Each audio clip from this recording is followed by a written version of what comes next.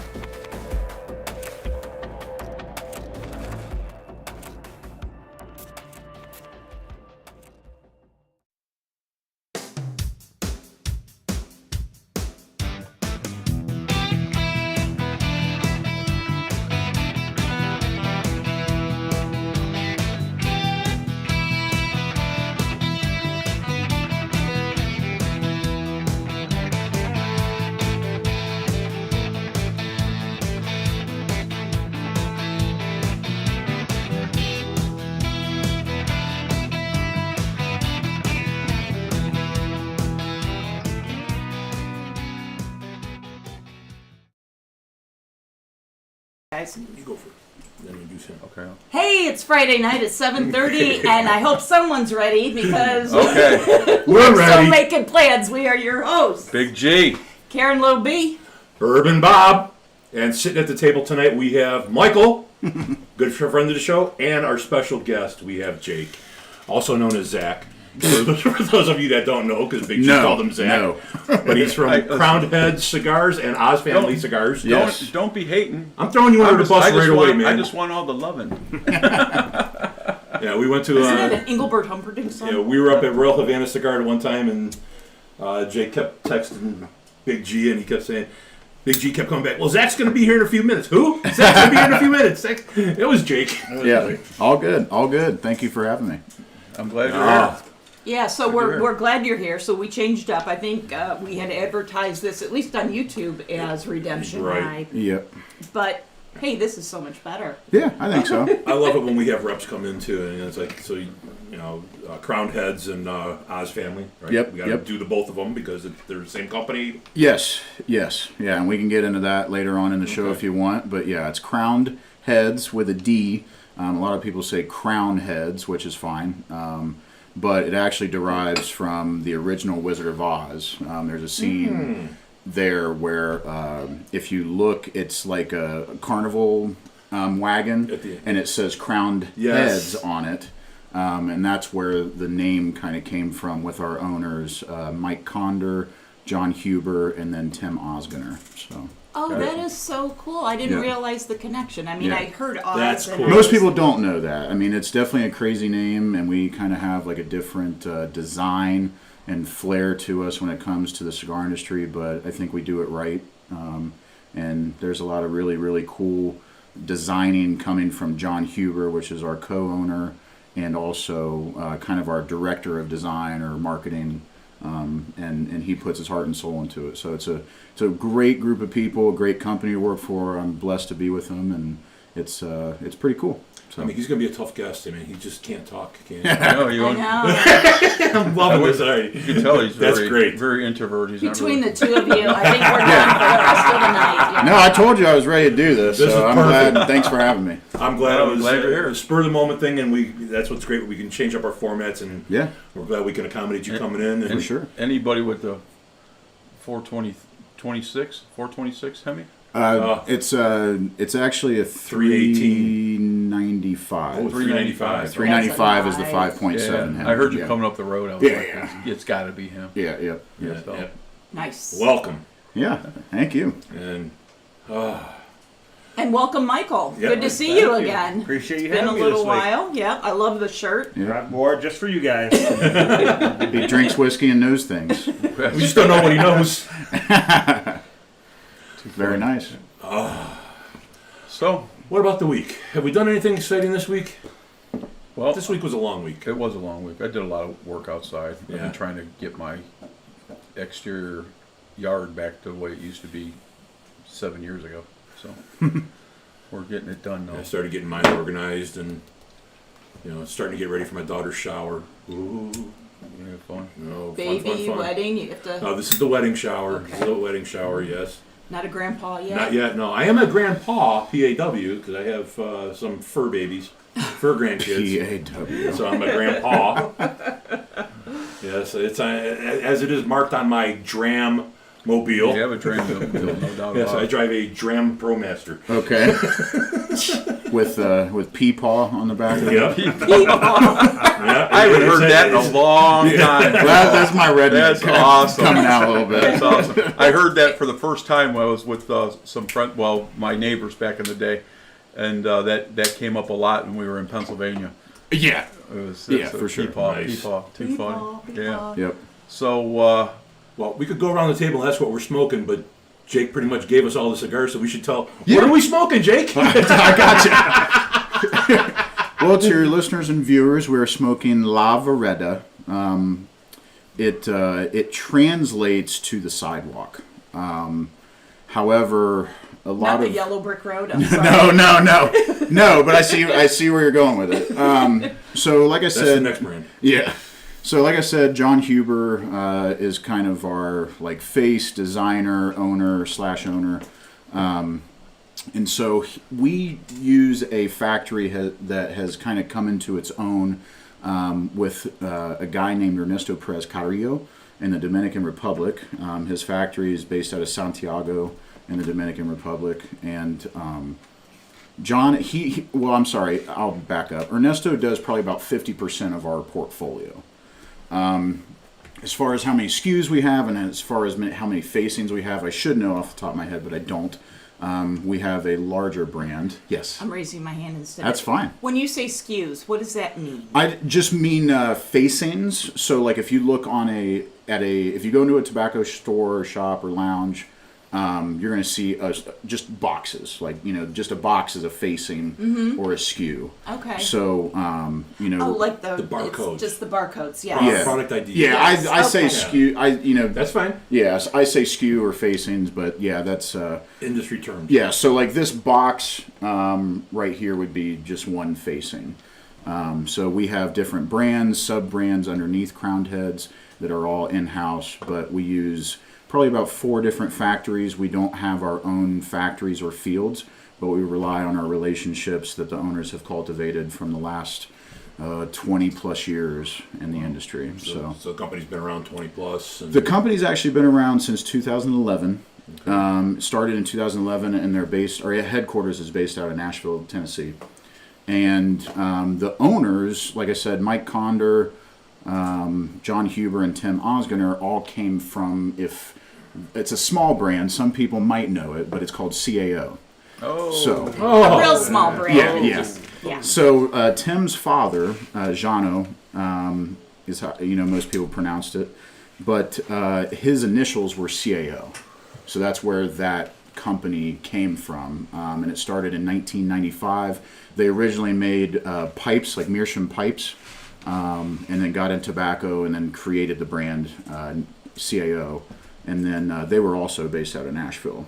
So basically, everybody within the company, besides me and a couple other people, all the owners came from CAO Cigars back in the day. And then Tim's father, the last name is Osgener. I know it's hard to pronounce for some people, so that's why we just say Oz Family Cigars.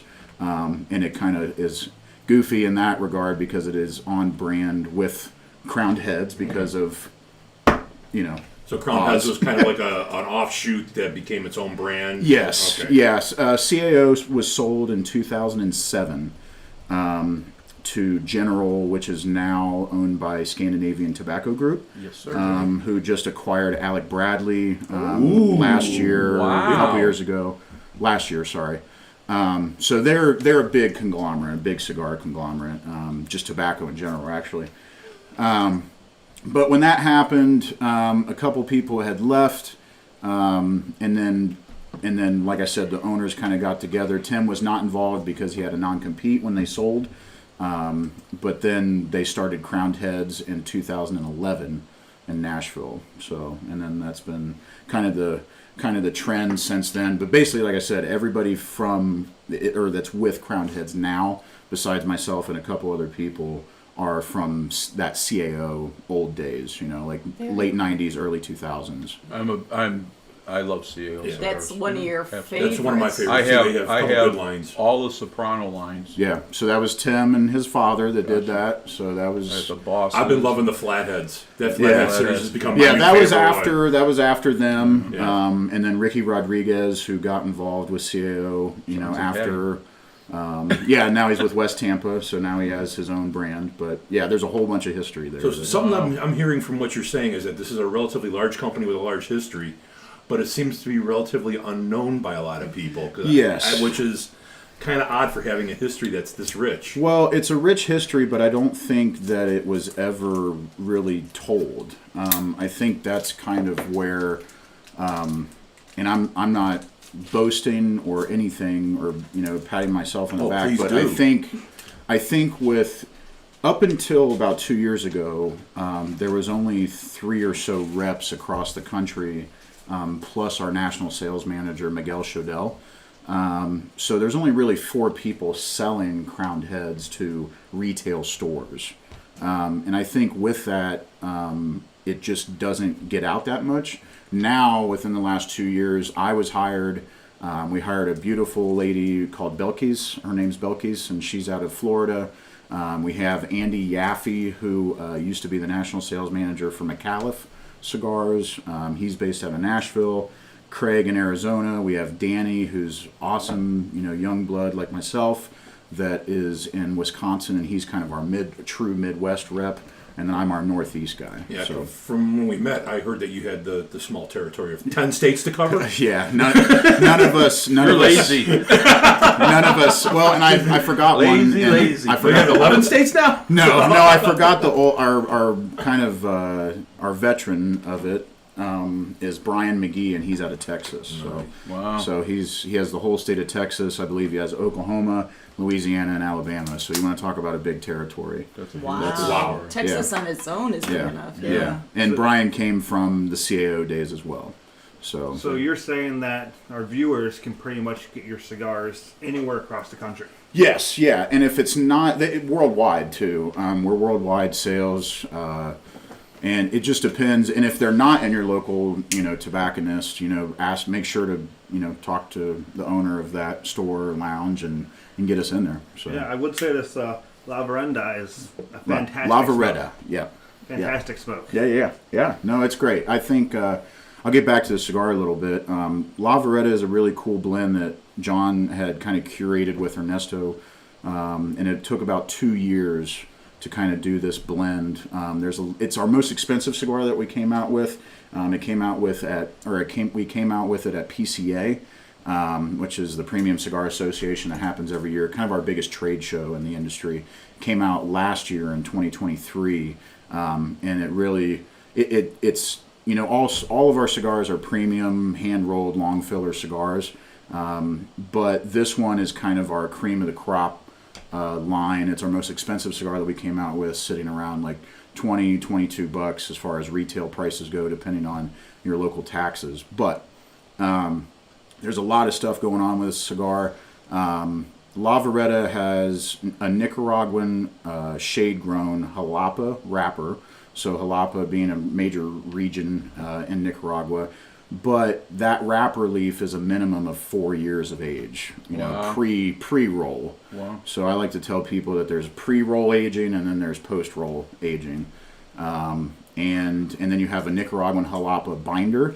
And then what makes this cigar really cool, in my opinion, is the fillers. So all the fillers are a minimum of 3 years of age as well. But it has Corojo 99 Ligero in it. So that's that tight top priming, the really strong stuff. But there's probably maybe a half a leaf or a full leaf in there of that. Wow. And then there's Criollo 98.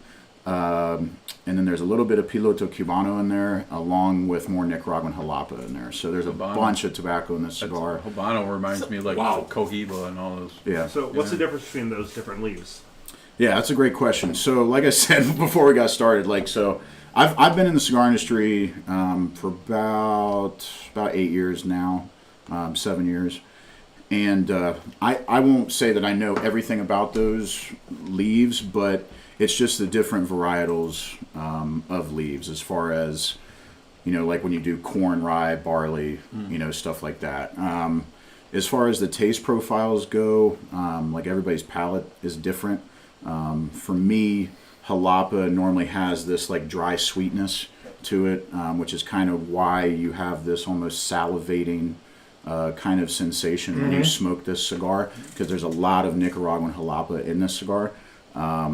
And then Corojo, to me, has a nice spice characteristic, but almost kind of like a nuttiness when it's combined with jalapa. So it's, I'm not a master blender or roller or anything like that, but that's kind of what John and Ernesto kind of formulated for the last, couple years, and then came out with the cigar last year. And I also know that you're not a novice when it comes to the bourbons either, because you were also part of another podcast out there that was... Bourbon and BS podcast Right. was started about 7 or 8 years ago now.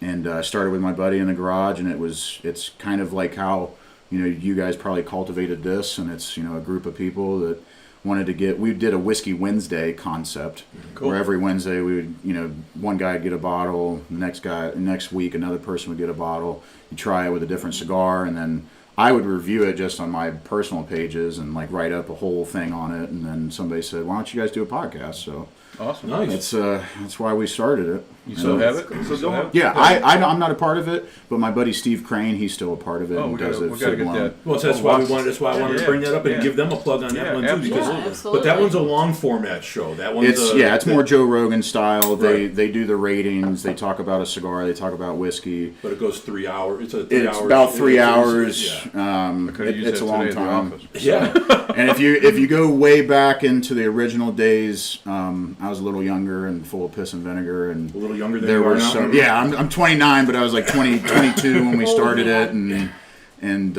it was. There was some of the best episodes were the argument episodes, but it was, in my opinion, but there were some heated moments. It was good. Joe Rogan Sure. style. It was. I mean, it got just like pretty big on some of them. So, but yeah. Can I ask a cigar question? Of course, go around. So you had talked about aging the leaves for 3 years. So I don't know if you know the answer to this or not. Yeah. how do they age tobacco leaves? Like just the Rack- tobacco. Rack 'em.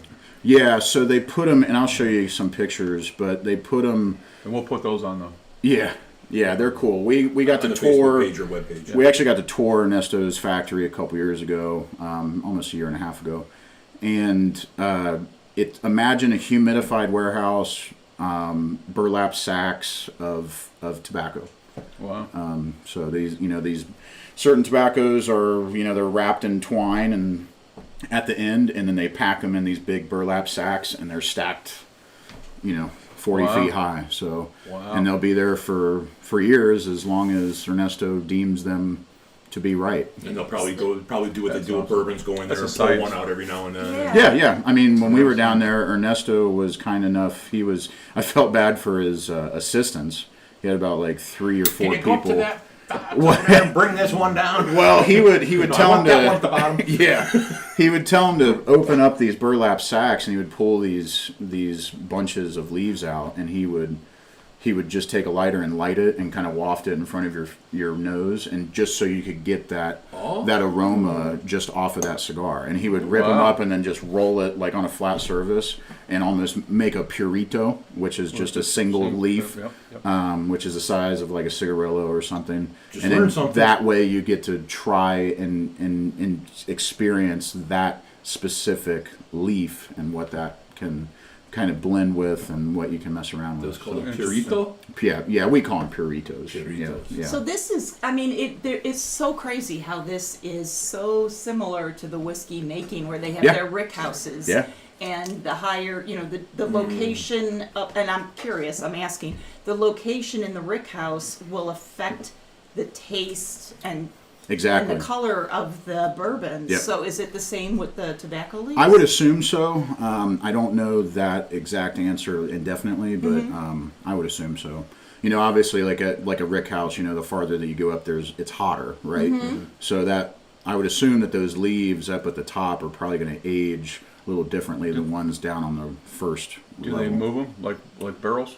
Some do. Some warehouses do. I think Ernesto does too, but I'm not exactly sure. Yeah. So, Huh. Interesting. but it's pretty cool stuff. I think. That's awesome. Yeah. I do have a question for you. Being a cigar novice, I've only been smoking them seriously for about a year.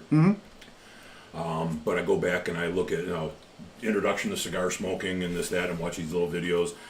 Question came up, and I don't know the answer to this one. It says that the gentleman said that cigars are designed to smoke in thirds.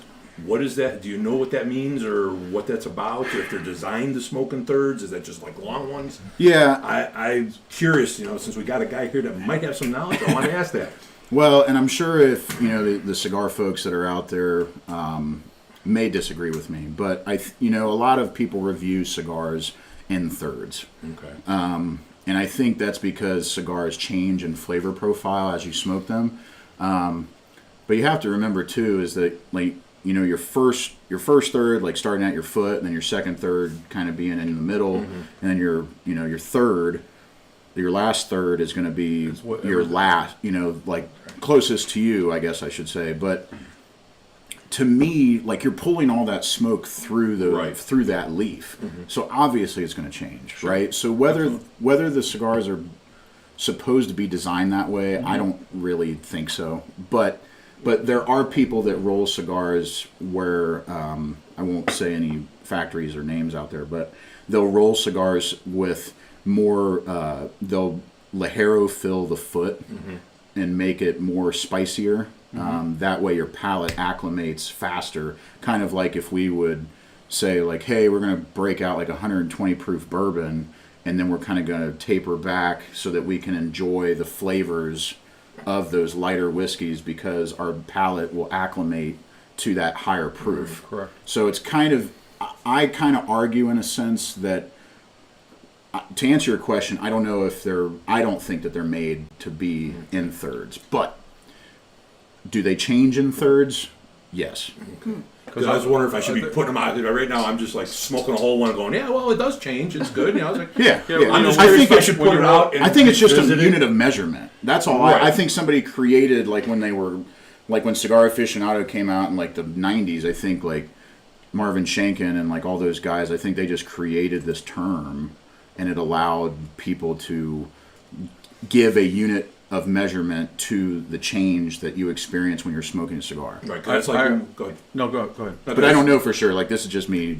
I mean, 'cause that's like when we open a bottle and we let it air out for a little while because you don't want the neck pour, Right. kind of deal. I was just wondering if that's like the same kind of deal. Yeah. Yeah. I mean, it's like. I'm going to ask anybody that comes on the show now that knows about cigars about that. Well, third it's thing. much. It's much Because like it's gonna- too. right. I'll interrupt and also add the fact that it's much like when you have a bottle that's open for years. Mm-hmm. You know, and it's like if you age a cigar post roll, if you go out and buy a box of Lavaretta and you stick it in your humidor and it's humidified right for 3 to 4 years or longer, it's going to change. Sure. So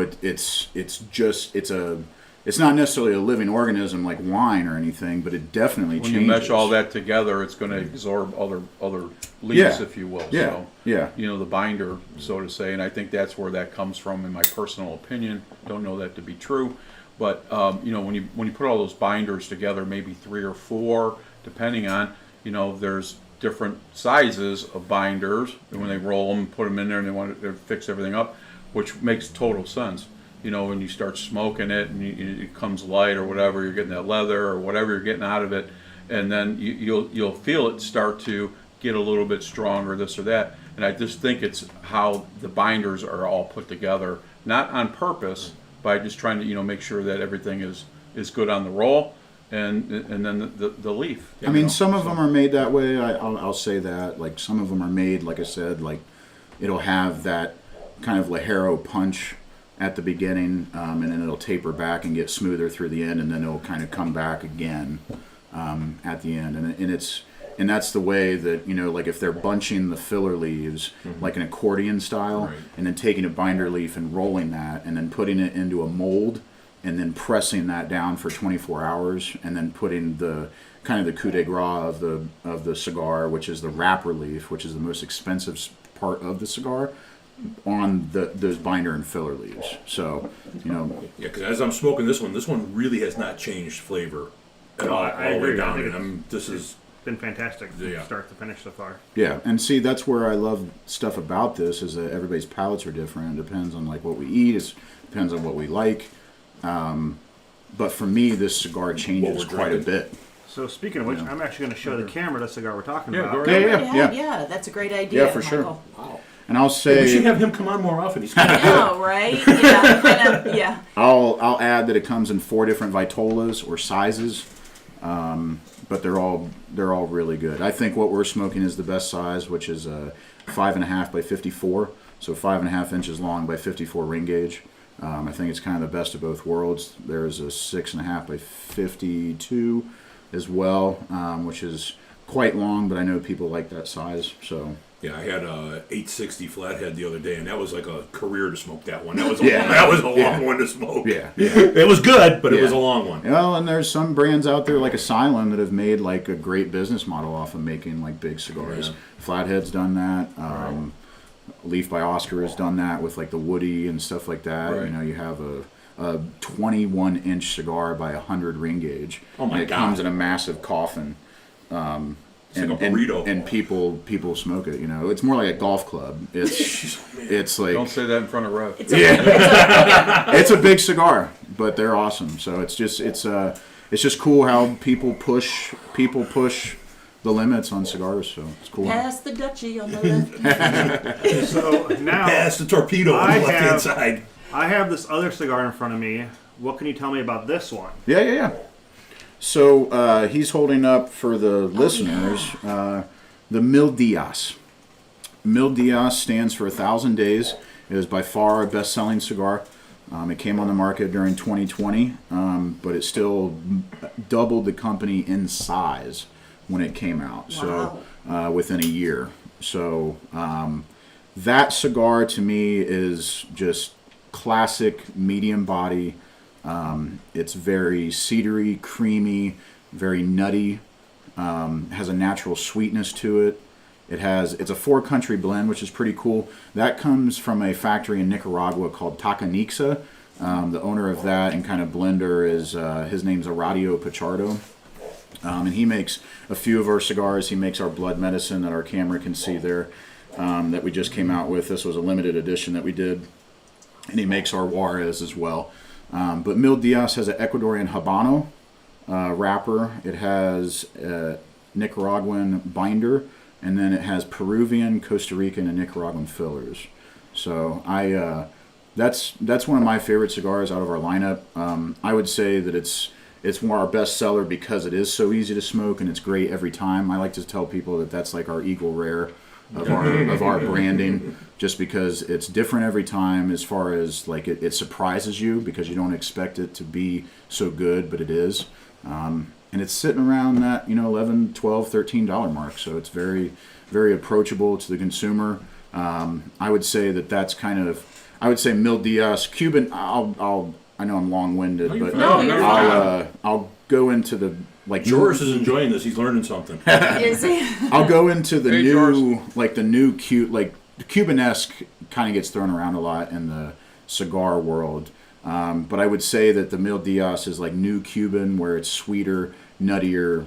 But then the Lavaretta is kind of that old Cuban style, where it still smokes really, really well, but it's kind of that sweet and spice and everything nice, and it's a little stronger. And I'll also add that I think that, so I would say that Mil Diaz is medium body, medium strength, and then Lavaretta is full body but medium strength.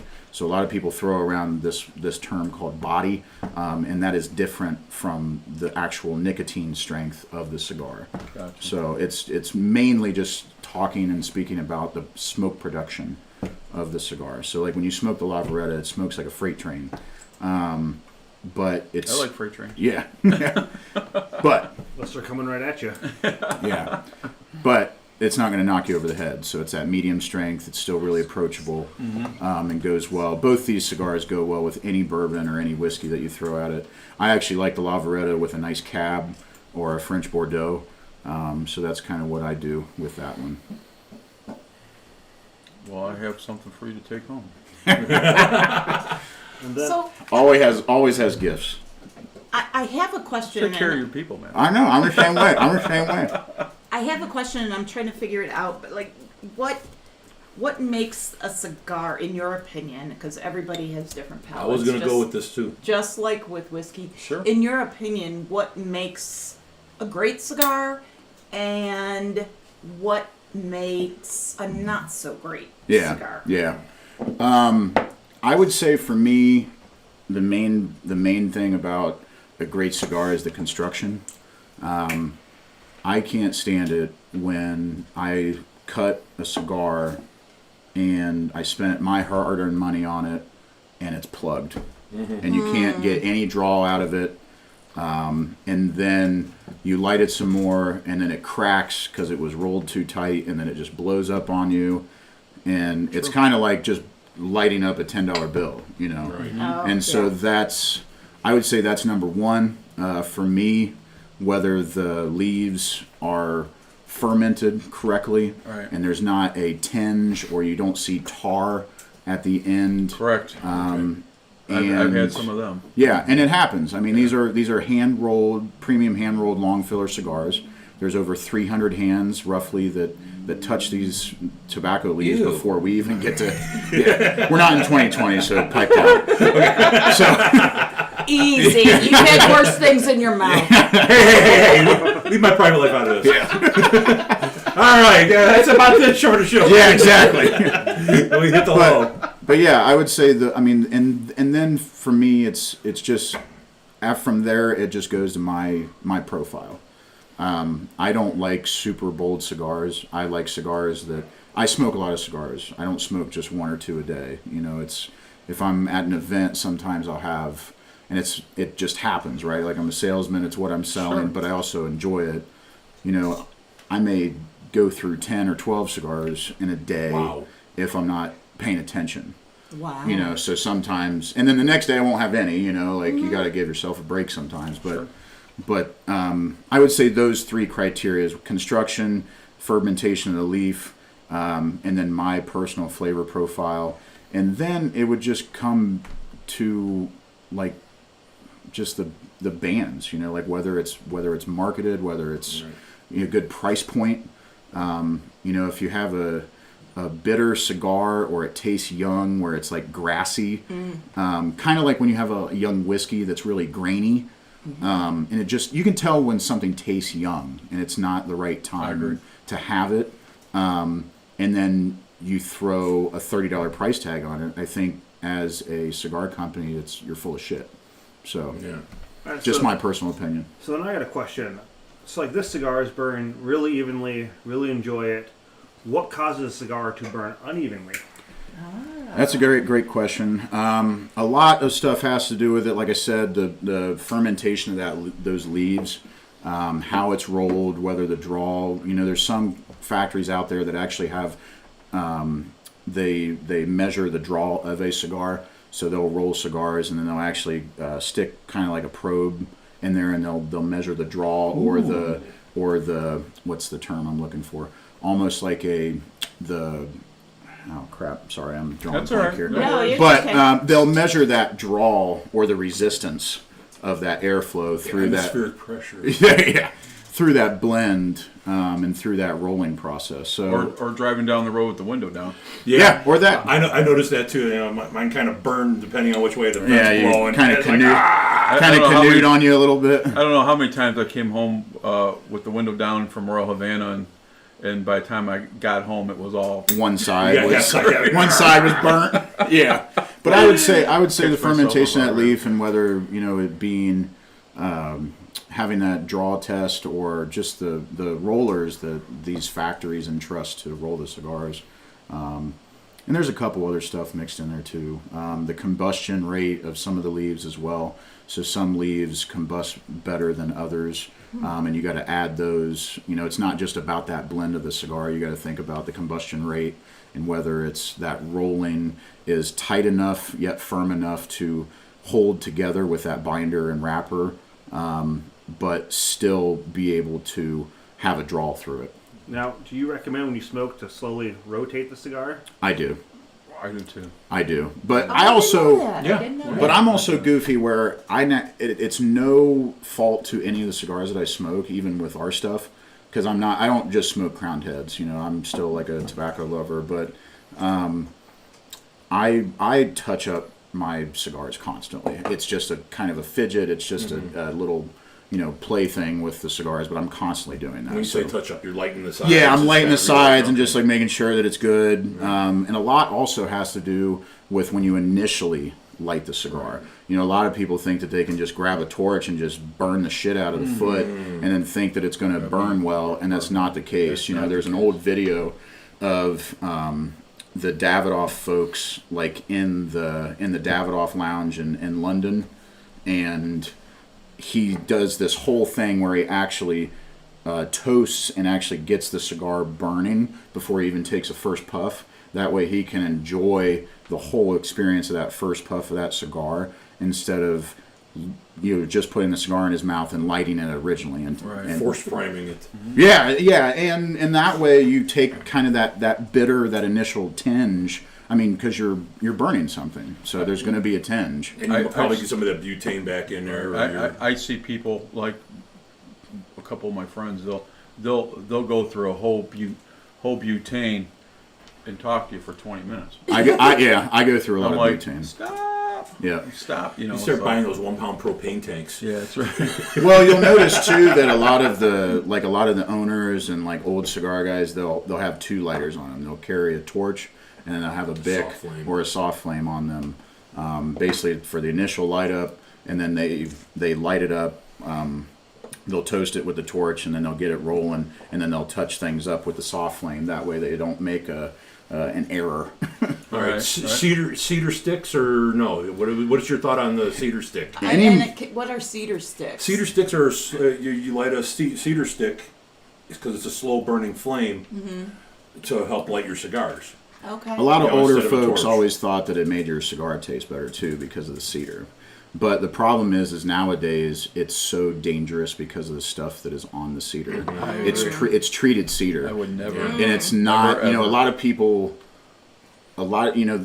companies will put cedar like flat almost like paper thin planks of cedar on top of the cigars, just as like a presentation thing. And these shops will take those and bunch them up and use them, and it's horrible. You know, like I know we're drinking, we're smoking, and we don't really give a shit about health right now. But No, but it adds a flavor that you may not want. well, it's really dangerous. Yeah, it's like there's a lot of shit on that wood. Is that it like a chemical you're talking Yeah, it's a about? carcinogen. It's like it's not. It's not. It reminds me of diesel fuel. Yes, it's not good. It's really not good. Kind of like the old days when you used to eat, your picnic tables were made out of the woolmanized wood, Right. and you had all those chemicals and the PCBs. Yeah, and it's all that. not. It's really not good No, for you. PCBs. Oh, okay, sorry. Carcinogens in California. Yeah. So going off that, do you recommend lighting a cigar with a butane lighter or with a match? I would say butane, Yeah. just because it's anymore. Like if you get most butanes are like 95, 99% purified, so it's probably the cleanest way to light anything, in my opinion. So, you know, you can get like sulfur-free matches and be fine too, but make sure that, in my opinion, to burn that head of that match. Let it run for a minute. Yeah, before. That's why long matches I really like. Right. If I'm lighting stuff with matches, because that way you can let that shit burn off. What And about then you blue can- tip? I was gonna say no Ohio blue tips. I wouldn't say Big sulfur. Big Yeah. sulfur. Yeah. I was just curious. Oh, they are big sulfur. Yeah. Yeah. Okay. Yeah. So I have a question. We're talking about lighting cigars. I find that my cigar, and it's not because I don't puff on it every once in a while, but mine go out a lot. What causes that? Am I not lighting it correctly? No, it's just or- it's the combustion rate. It's a small. You know, it's. You're not smoking fast enough. No, I think you're fine. I mean, there's just like you'll notice with this one, in my opinion, like Lavaretta, you can sit down for a minute or two and you can pick it back up and it's still, you know, Very true. Yeah. still coming, you know. And then a lot of Padrones, a lot of Opus do that. You know, I've sat down an Opus cigar before and I left it sit for 10 or 15 minutes and picked it back up and had a puff of smoke out of it. So, Oh, wow. So it's that combustion rate and that fermentation process and how those cigars are restored that's going to allow you to do those things and keep it lit for longer. Does the humidification, so I know you get a cigar, you get a humipack and you put it in there, make sure it stays soft. Does that help? Yeah. Keep it lit? Or, Yeah, if it's right, if the temperature is right, you don't want. I like to keep my cigars kind of dry. I know that's probably sacrilegious and people are knocking me over the head, but I like to keep mine actually between 65 and 60%. Now I got to be really careful because if it drops below that, like 61, 60%, it may ruin cigars. I run 68. Yeah, 68 which is fine. I just like mine a little drier. I want them. I don't want to risk anything being over humidified. So that's all. Now, Yeah. I see we have another cigar from you. Yeah. Look at Michael. Yes. Keeping us on task. And we have another one after that. And which one is this? So this is gonna jump into the Oz Family Cigar part of our brands. So Oz Family Cigars is Tim Osgener. He came back in the industry in 2022. Unfortunately, his father Jano passed away in 2018, and I think that Tim just missed the industry, missed the culture, wanted to get back into it. He got integrated into the Crowned Heads world before that, and was a part of it after his non-compete. And this way, he allowed. Sorry, I'll jump back. This way, he was able to create legacy brands that to kind of commemorate his family, his father, his mother. So this one is called Aramas. This one is for his father. So his father was Armenian and his mother was Turkish. So if you know kind of the world history there, those two don't really get along. Correct. But so Aramas, there's a mountain in Armenia that's called Mount Ararat, or the locals call it Masis. So Ararat was already trademarked, Masis was trademarked, so he combined the words and made Aramas out of those two. This has a Mexican San Andreas Maduro wrapper on it. This is also made at Ernesto Perez Carrillo's factory in the Dominican Republic. It has a Sumatra binder, which I find kind of cool. That is cool. Yeah, and then it's got Dominican, Nicaraguan, and it has a little bit of Pennsylvania broadleaf in the fillers. So this one's going to be very earthy, very rich, and almost have like a dry, espresso, Okay. kind of dark cocoa Okay. flavor profile to it. Sounds wonderful. Yeah, so Yeah, I have a question for you now. You know, Wait, I have a question okay, go first. for it. Okay. Can you hand me one of those 2 bottles right So here? that's where These I was, two? That's where I was going to go with this. Being a bourbon guy, and it is kind of a whiskey show, and we're all been pouring out of different bottles over here. yeah. What do you like to drink with your cigars? Something a little darker, higher proof? Anything I'll actually anything play that off fits your that. fingers. Yeah, you're actually Michael wants I'll to actually play off that because I was going to ask a question. Yeah. As you mentioned earlier, that podcast you were part of earlier, how they would pair whiskey with cigars. Mm-hmm. What whiskeys would you pair with the cigars you brought? Okay. Yeah, that's Of anything that's on the table, or just anything Yes. in general? No, in general. just in general. Mil Diaz, Eagle Rare every day. Eagle Rare or E.H. Taylor. I would do. And that's this one right here. Correct? Yeah. That's got the white band with the red M on it. Lavaretta, like I said. It goes really well with the drinks, by the way. Yeah. I didn't want to interrupt you. I mean, 9 times out of 10, you're not going to be wrong with any pairings. There's only been a couple and a handful of ones that we did on my old podcast, and I really thought that they were going to be great, and they just turned out to be complete dog shit. So, one was I did a Booker's from 2018, and I paired it with an Oliva V Torpedo, an original Oliva V. And normally I would have thought that would have been perfect because the Oliva V is such a great cigar. It is. But it would stand up to that proof.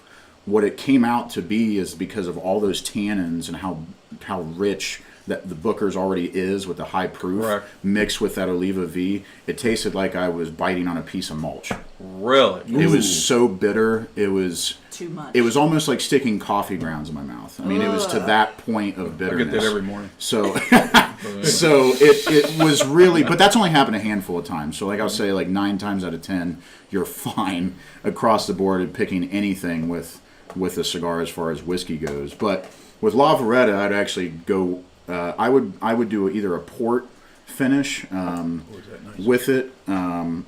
But like I said, I really like drinking like a rich red wine with Lavaretta because of those rich tannins. I got you. And it adds that fruity flavor profile, but it allows that nutty cedar note come out of the Lavaretta even more. And then it's a whole...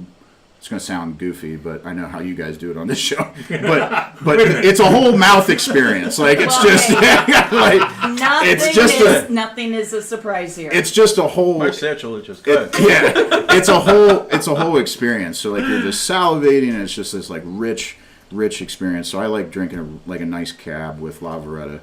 I got just the wine for you. Yes, I almost stopped and bought a bottle of wine today because I like a cigar with the retro, like you said, the deep red wines. If I'm drinking anything, it's going to be probably Papillon, which is Orange Swift, or Stag's Leap, like a 2019 or a 2020 with the Lavaretta. Because I just did it this past week, and I was like, damn, it's like every time I do that, it's perfect.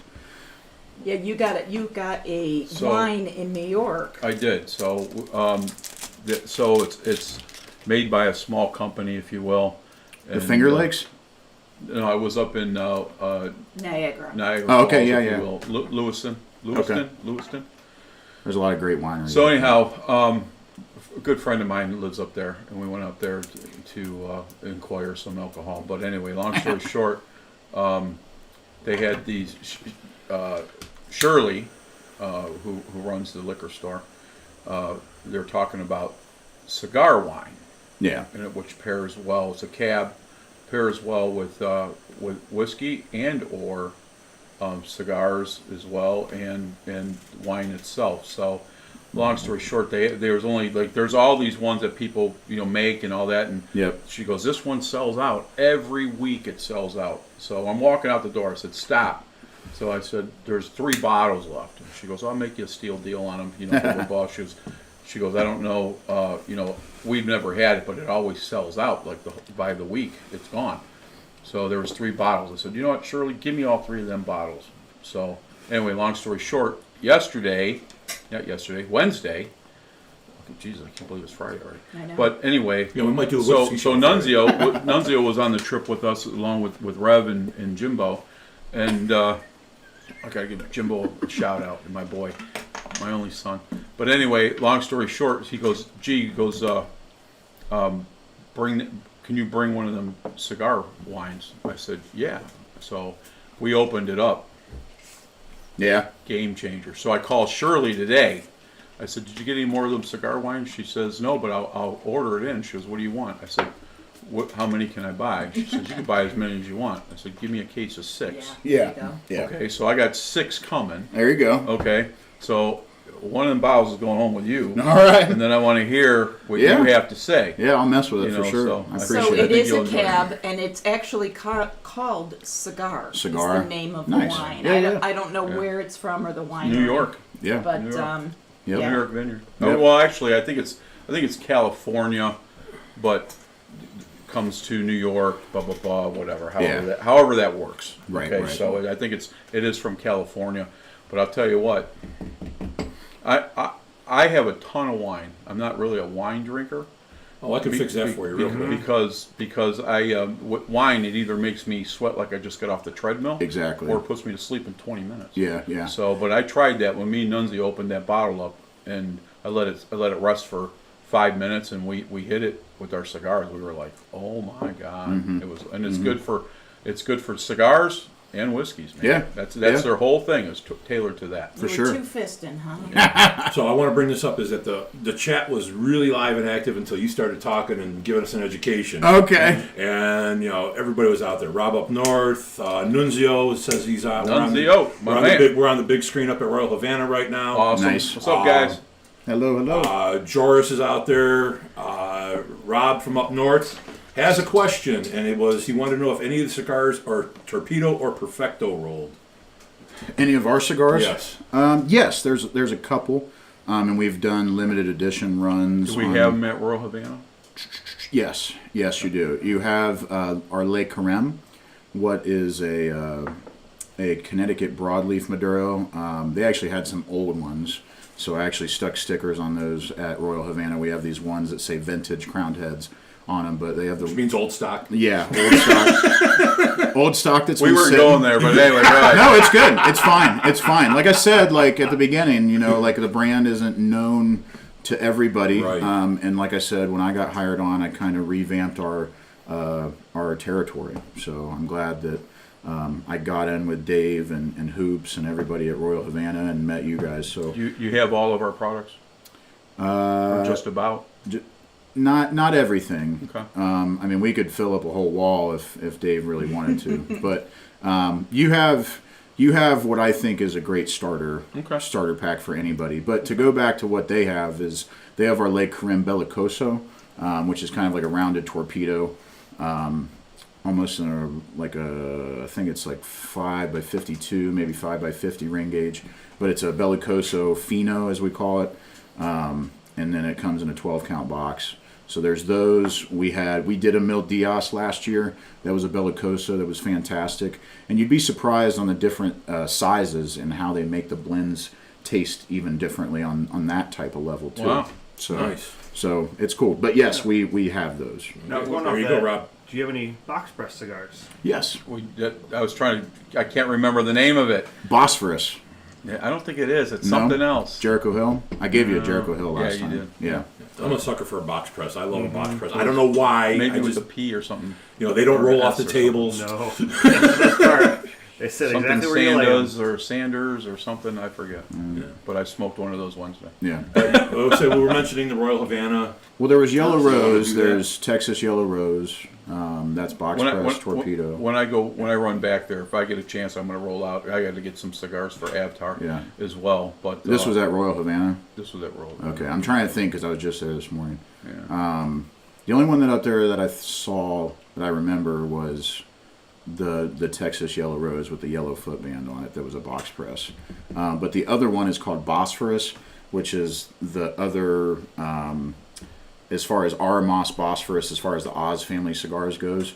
Bosphorus is kind of the medium body blend, and that's a box press, and that stands for the Bosphorus Straight that runs through Istanbul, Turkey. So that stands for his mother. So like I said, with Tim's cigars, he's creating a legacy brand. Sure. Are you thinking about Versat I can't that I gave you? Yeah, I can't remember. Okay, yeah. Well, that's his third. So that's a Connecticut. It is a wrapper. box press. It is a box It press. definitely was a box press that Yeah, you gave me. yeah. They don't have that there yet, but I gave you one Yeah. when I was there a few weeks back. Yeah. So. When I go there Wednesday, I'll So we want to take a quick second here just to mention our sponsors, because without the sponsors, we probably wouldn't be here right now. You guys have been helping us a lot, so we want to throw our sponsors out there. We've been talking about Royal Havana. Yep. We got Rayon Cognac. Rayon, We have the Experience Barber and Shave Company, along with Rawhide Firearms, Village Martini and Wine Bar, and of course Johnny's Grill and Pizzeria. There you go. Awesome. Guess you had 1910. You say Simply Greek? Nope. I did. I need to add their Okay, picture to Simply this, Greek but as well, Simply sorry. Greek is definitely on there as well. Yeah. So, Jake, we were talking about, ring gauge before, and certain people like different ring gauges. Am I stealing your No, question? you're doing perfect. Is there a difference in ring gauge and cigar taste? Mm-hmm.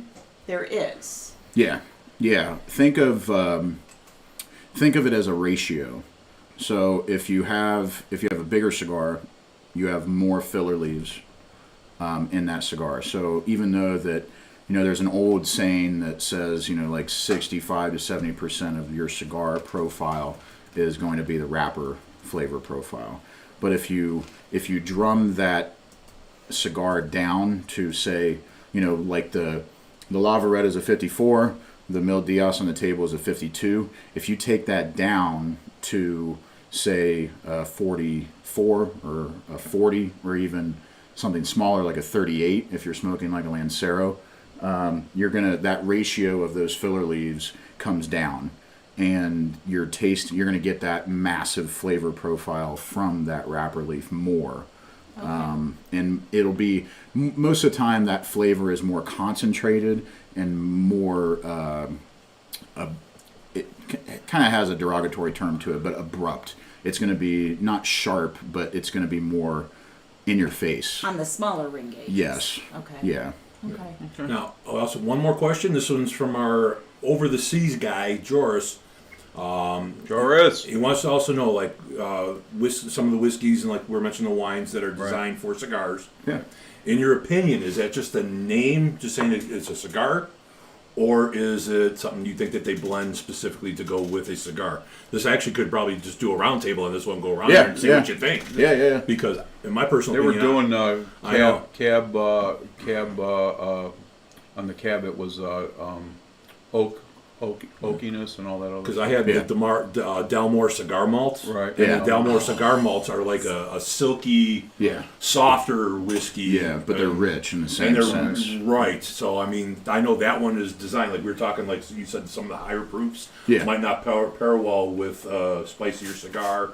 Like Yeah, you're saying. yeah, So it's, yeah. I guess some of these whiskeys are designed, and the wines are designed to be softer, subtler flavors to complement some of the bolder flavors of the cigars. Yeah, and I think we're opening up like a massive rabbit hole here. Oh, well, because- yeah, I mean, that's an opinion thing. Well, I Leave know, it to but, Bob. well, no, it's fine. kidding. I love this shit because this is what I've based my knowledge off of, and kind of what I create in a cigar experience or an event. Like, this is kind of my wheelhouse that I think I've cultivated for myself. So I love going down this rabbit hole. But what you're really talking about is blending. So you're blending these flavor profiles, much like you guys would with whiskey, and much like you would with like different tobaccos when you're blending cigar, or the grains that you're blending with whiskey or whatever. So I think it just depends. Like, you have to ask yourself like what you want to pair with what. So like you have to have your base, right? So like if you want, for me, normally I'm drinking a higher proof whiskey, so I want a cigar that's going to go with my whiskey. But then some people, you want to ask yourself, is you want your cigar to be the base and you want your whiskey to pair with your cigar. So I think that's a massive question on pairing. But to answer the question as far as, are things cultivated and branded and made to be blended with cigars? Completely, yes. I think some people do slap a cigar label or name on different spirits and liquors and wines and stuff like that because there's almost a tobacco flavor profile coming out of those, not necessarily being blended for cigar smokers or to be paired with cigars, but it has that note and nuance to whatever spirit or whiskey that you have. Michael, weigh in on this one. 'Cause I know you like wines with your cigars at times. Yeah. I do. I'm actually doing a wine night tomorrow night. There you So, go. Perfect timing. yes, I usually like a nice Pinot Yeah. with a cigar. Easy. It's a family show. Dog, where are you going with this? But I will say, Hands above the table, Yeah, hands please. above the table. Put them behind your head if you don't mind. Oh, wait a minute. No. Easy, dog. but I will say, I am really enjoying this Bowman Brothers Yeah. with this cigar. And With the which one do you Lavaretto? have again? Single barrel. This The is cigar. The Oh, the cigar. I'm sorry. And that's a port finish, though, right? no, this is regular. No, that one- Small Oh, batch. okay. That's That's not the the port. port. Yeah. Okay. No. It's not the port finish. No, Got the it. port finish is good too. Yeah. Well, and that's I a gave my great, last bottle to Dave before he jumped on the plane. But Yeah. anyway, different story. that's a great intro to the question I've been asking. So we usually do a whiskey show. We go around and we say, "What are you smoking?" Right. True. So now that we're really doing a cigar show, can we go around the table and say, "What are you drinking? Oh, what? What haven't you? No, you just what's in your okay." Yeah, exactly. Okay, for Greg, Let's what's take in a your minute. glass right now? Let's take a minute. What have you had tonight?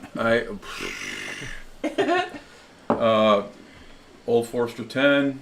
This I don't have my glasses on. Old Elmer. Emmer. Emmer. Emmer, Excuse yeah. me. We had your Four Roses. Yep. And what else did we have? Sazerac Rye.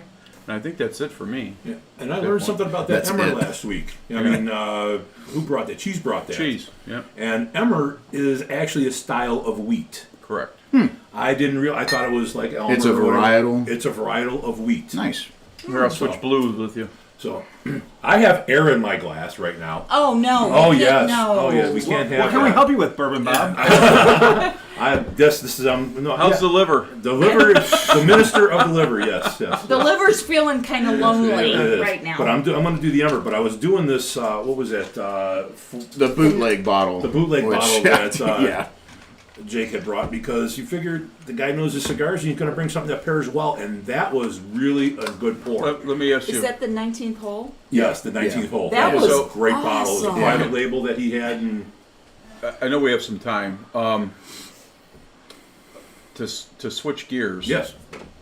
I want you to ask him, but I'm going to ask first. But how'd you get into whiskeys, bro? How much time we got? We got all We day, got all bro. the time you No, want. shoot. Hey, All right. I got to be up at 5 in the morning. But anyway, go Okay. ahead. All The right. scroll is still active. Karen's out there now. Joe DeMico is weighing Head in. So on. Well, and Robert joined in. So we still got people out No. there. All right. All right. Let's talk whiskey. So I got Oh, wait, in. I'm sorry. Are we okay if I switch gears? Or I no? don't care. Okay. Hey, All right, you so- guys. This is Yeah. I, open I format. want the whole up to you. experience. Well, hold on. Let me ask him one last Go question ahead, about go ahead. cigars before you go to that. No penis. So earlier, or you were whatever. talking about the cigar trade show. Now, is that an industry-only event, or is it something anyone can attend? It's the end. It's a retailer event. Okay. Yeah, it's an industry only.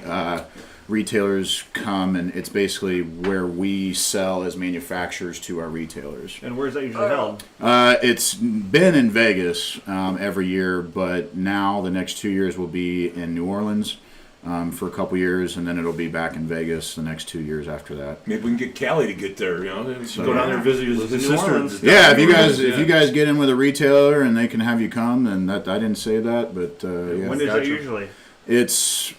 It used to be always in early July. This year, July in New Orleans. Oh. yeah. They Reverend. did that once, and I think they Reverend. learned. They did that once, and I think they learned from it. Next year, it'll be in the beginning of April. So, but it was always in July in Vegas, which was hot too, obviously. But this year, in 2024, it was in Vegas in the end of March. next year it's going to be the beginning of April in New Orleans. We should go. Nice. I was So gonna say, if we were just to show up and walk in like, oh, we're lost. I'm sure Havana will get you nice to take you guys in. yeah, you definitely Well, I have to wouldn't go be through. surprised, You but definitely have that's to go through a retailer. So. Yeah. Yeah. All right, so now change gears and get Yes. back into how did you get into whiskeys and bourbons? Yeah. So it's kind of a long-winded story, but I think it's a good story. You should probably take a sip of water. You've been talking for Yeah, a you while. should No, I'm good. I was doing that when we Perfect got water. Yeah. Yeah, there's water in whiskey. There you go. But actually, the 1910 goes really well with the Mil Diaz, I think, too. So, but I got my start. My dad and I went down to the Bourbon Trail when I was 21. So on my 21st birthday, we did just like a father. Strip bars. Yeah, we just went down as a father and son, which was really nice. And I really didn't know what to expect. I didn't know what I was getting myself into. I knew, like, growing up that, like, my dad always drank Jim Beam Black with ginger ale. Like, that Ding, was ding. Ding ding. that was his thing. So, and then, like, when I was in college, I, like, started, like, messing around with that too, and actually, like, liked the flavor profile. So then, we went down for my 21st birthday and did the whole thing, and I just fell in love completely with the history and the culture and just how you can have two different barrels next to each other on the same rick, and how they can taste differently and be the same whiskey but still have these different flavor profiles because of the 33 or 35 different staves that are in the barrel and the wood and the nature and the how it encompasses everything, and how basically we're tasting history in a glass. That was Right. like the big romanticized message to me that I just kind of fell in love with. And then it opened up this can of worms to just trying different stuff. And it started with, like, a bottle of Maker's Mark and a bottle of Jim Beam Black, and then it went to Blanton's and Eagle Rare, and then it went, flew off the handles to all these different single barrels that everybody's doing with different picks, and then, after a while you get to try some amazing things and things that you never thought that you could try, and then you realize and come back to kind of the ones that you always remember. I thought you were going to say that the police brought you home, but anyway, go ahead. No, I got some stories about that shit. What do you have more of at home? I'm sorry. What do you have more of at home? Cigars or whiskeys? Whiskeys. Yeah. Really? Yeah. I say, well, Because you bourbon. can probably go through cigars more faster than you go through whiskeys. Yes. Yeah. And now I'm catching up for sure with working for Crowned Heads. We're very, very gracious. Our owners are very gracious with the amount of cigars that we get as far as trunk stock goes, which what I have on me when I'm doing events or podcasts and stuff like that. So it's all, we believe in the idea that instead of spending $50,000 or $70,000 a year on marketing and advertising and Cigar Aficionado, I can have a bigger impact on the road when I hand somebody a Mil Diaz and we sit down and have a cigar and a pour together and kind of talk about life, and that way we create that experience just by doing that. Not only mentioning that this is still the most cost-effective advertising product. I love that because you can't trust advertising. Right. But when you sit down and you sit with somebody and you try it, you get what you get, and there's nothing to the imagination, Yeah. and that's the best way to sell something. Well, and as a salesman, you got to think too. Like when you go to a distillery, you can go to Maker's Mark, and Maker's Mark's always going to be Maker's Mark, right? But there's something about being at Maker's Mark. It always tastes better at the distillery. Especially when you're hand dipping your own bottles. Yeah. Yeah, I did exactly. that. I was the Maker's Mark ambassador. I went down there. They had 2 bottles for me when my barrel came due. That's awesome. And I got to dip my wax. Yep. And, Easy. Hey! Wow. But yeah. Family. That's what she said. Michael. Hey now. Okay. But I mean, That's fine. it was fun. I mean, That's like fun. you said, there is nothing like getting something at the place. And Yeah, and there's nothing like smoking a cigar with with like smoking a Crown Head cigar with John or Tim or Mike or myself, or Miguel. It's just, it always tastes better in front of the people that make it. Well, I will tell you that the day that I met you was just several weeks ago over at Royal Havana. You came down, and it was like I met you, an old friend right away. Yeah. That's kind of how we fell into it. Yeah. Royal Havana is one of those places. No agenda. You walk in with. It's the way it should be. You walk in with not knowing anybody. You walk out with 6 friends, but you sat there and you brought Bobby up there from another cigar From shop. Robusto and Briar. Yep, he's the manager at Robusto and Briar. What a character he is! What a great guy! And he's a wealth of knowledge too when it comes to this stuff. Oh my God! Yeah, he was a phenomenal. It was just great to talk to both of you there that night, and Yeah, I agree. and it was a night that I put 2 more friends in my book. Mm-hmm. I had a good time up there, and like you said, just sharing, like we always say about whiskey, sharing what you're smoking and what you're drinking is half the fun. Yeah, and I would say that there's like I'll add that there's an old adage too that gets said, I say it a lot, is that, people ask me sometimes like what's my favorite cigar and stuff like that, and it's kind of like pinning like what's your favorite whiskey, Right. Yeah. But there's an old saying that goes, the best cigar in the world is the one in your hand. Amen. And it comes back to the same way that the natives used to do it, where they would sit around and smoke rolled tobacco, and the smoke would rise to the heavens, and they would kind of create this community and this culture. And it's the same thing as what we're still doing 300, 400, 500 years later. Right. And I think that's the, people can say that it's romanticized or whatever, but that's the point of what we're doing, and the fellowship in what we're doing. 100%, I agree. So Awesome. that's my bourbon. So you went back Story. to you said something about Jim being black. Yes. Yep. Double age, not extra age. How about 7 year? That's fine. You ever had it? Not the black. Was there a 7? I know it was an 8-year age statement. I don't Is this remember a a new 7 one? year. It's a new one. 7 Oh, okay. Is there a new one now? Game changer. Is that the one you brought out last week, or that was a 5-year? That's one I sent to your son. Oh, Yeah. Oh. The old, I went to like a liquor store and found probably about 4 or 5 bottles of the old 8-year, because that was what my dad always drank, and I gave those to him just because they'd been sitting for a few years. I forget, they discontinued that like probably 8 years ago or something like that. Yeah. So yeah, Distiller's Cut was fantastic. Distiller's Cut was really good. I kept about, I think, 4 bottles of it. Yeah. They're all packed. But. Hey, the Nose and Booker. Well, I'm gonna bring out one of they them. all made I'm gonna good bring stuff. out one of them 7 years for you to try. Yeah, well, Okay, after the Yeah, show. the after shows are going to be good today. yeah, I can only imagine. Yep, those yep. And a stories. few other things. yeah. I'm game. I'm always game for it. Speaking of after show, Greg, do you want to? Should we wrap this one up, or you want to keep going? Let's wrap it up. Okay. Well, want to thank you, Jake. Yeah, Went out thank there, you. man. Fantastic. Thank you. Wait, Fantastic. you said Jake. I thought his name was Zach. I told you it was Jake. Yeah, What's wrong with you? My bad. yeah. Thanks for coming out. Must be the cigars talking. Yeah, thank you. Thanks for the education on the company. Yeah. Wish you guys a whole lot of success. Before you go, I want Karen to get your website information, and Yeah. we'll post that on our website. Yeah. Give you guys a couple big shout outs on there, because it was absolutely fantastic to have you here tonight. I agree. Fantastic. Thank you. I mean, Absolutely. this is what I love doing, and I really got lucky in falling into this and working for it, and I'm happy to be with Crowned Heads. It's a great family oriented business. Sounds like a great we're company. We're worldwide, but it's funny when I tell people that we are out of one warehouse in Nashville, and there's only 13 people in the company, including the owners.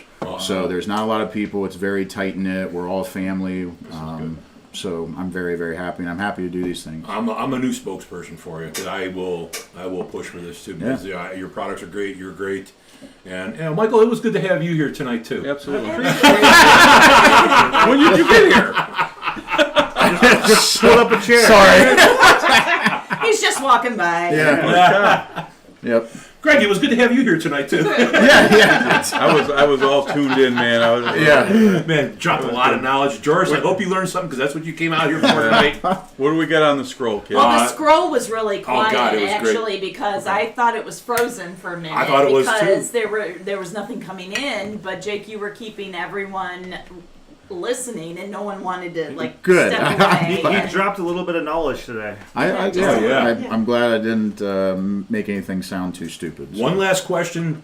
Joe D'Amico wants to know, do cigars have vintages like wine, or are they blended to taste the same year to year?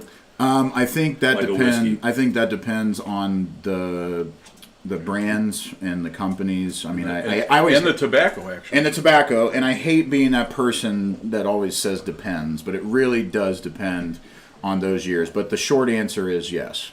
I think that there's different vintages as far as like, say, like our Las Calaveras. Which is to commemorate the Day of the Dead. So, like, we put different initials on the bands that Nice. people have passed away in the previous year.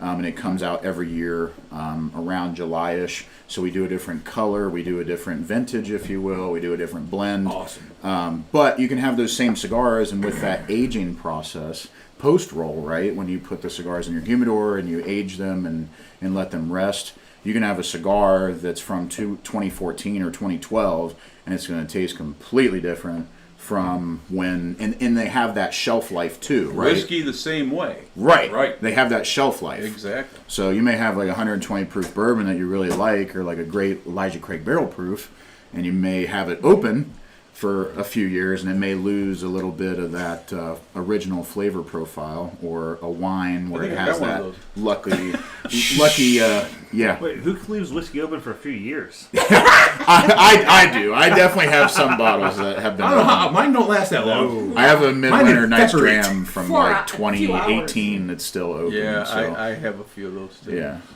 Just a reminder, no show next week. No show next week. Holiday Memorial weekend, we're gonna for Memorial Day, we're gonna take that week off, and remember, you can always go back and watch some of the previous shows. But please take some time to thank your first responders and your veterans. Yes. 100%. For that day you see them, please pay for a meal, give them a thank you. It's so important to us. Absolutely. And if anybody wants to, rewatch the show next week, would be a great thing for you if you have time to watch what we experienced today. It's fantastic. So. Yeah. Tell your friends, tell your neighbors, get a hold of us. We've got an Instagram, we've got a Facebook, we're on the YouTube, obviously. And you can always reach out to the Whiskey Roundtable at gmail.com. Send us your questions and statements and comments, please. Yeah. Awesome. I would like you to do the show again, maybe towards the fall. Yeah. Okay. Hopefully, I'll have Miguel with me, and that'll be a real treat. That would that be would good. be That'd awesome. be fantastic. Yeah, So. Miguel's a wealth of knowledge, so it's pretty crazy. And a cigar roller. Yeah. Well, Miguel doesn't roll put up them, with some but over here now, just Or your guys' cigar, yeah, for sure. I do want to add one quick thing. Please. Yeah, go ahead. So if you want to follow Crowned Heads on Instagram, you'll see John. John, it's his personal Instagram page, but it's the Crowned Heads with a D. Follow them. Our website is just crownedheads.com, so look that up. There's also Oz Family Cigars, so ozfamilycigars.com as well, and Oz Family Cigars on Instagram as well. So, and then that's Tim Osgener again. So We'll put that in. All that will be up on the And then, Facebook. We'll get it on Facebook, Insta, and the webpage. if you want to follow me and all my travels, it's Okay. Jake's with an S_Finer Life. I love that. So I that's, saw that. okay. I love We'll that. follow That was a Yeah, great so one. that's my deal. And lastly, I just want to thank you guys. Thank you so much. Thank you for inviting me into your home. Thank you for inviting me on this podcast. This is awesome. I really love doing this stuff because one, it gets our brand out there. People get to know everything about us, but also, we need this. I think as humans, we need this fellowship. We need this community. And there's just too many assholes out there, and we deal with too much shit. Like especially in this day and age with everything that's going on. And it's really nice to enjoy something that's handcrafted, whether it be whiskey, spirits, cigars, wine, whatever, together, and talk about those things in a adult, educated manner. 100%. I will So- drink to that. Yeah. I will Yes. also. Awesome way Oh, to. well, you can- Yes. He's got air in his glass. Oh. It's got a hole in it. Again? What? Again? What happened was. What had happened was. Yeah, but thank you so much. All right, you go. cheers, Thank you guys. so Cheers. much. Appreciate Great you. information. Fantastic. Dink, dink. Fantastic. I like how we dinked over the microphone. Yep. That was That was good. awesome. Cheers. Yes, great Very show. good. Great information, Jake. Yep. I learned a lot. I did too. Joris obviously did also. So Yep. George, good guy. wind us up, Greg. Listen, kids, thank you very much for watching the show today. It was a wealth of knowledge. Jake, thank you so much. Yes, sir. I want you back. Yep. Okay. I'll be back. And we have some things to talk about. And you guys, we'll see you after Memorial Weekend. Thank you. Nort, I'll see you Tuesday, if I'm not mistaken. And we'll get... And he'll gladly pay you for that cheeseburger. So anyway, thanks for watching the show. God bless. Hold your family tight. And until then, we'll see you in 2 weeks. I am your host, Big G. Karen Little B. Bourbon Bob. Jake Sanders. Michael. All right, kids. Cheers. Enjoy your weekend. Be safe. God bless. Talk to you soon. Peace and love. Man, dude, That was awesome. Phenomenal. Excellent guest. Thanks. Thank you so much for that knowledge, Thanks. man. Dude.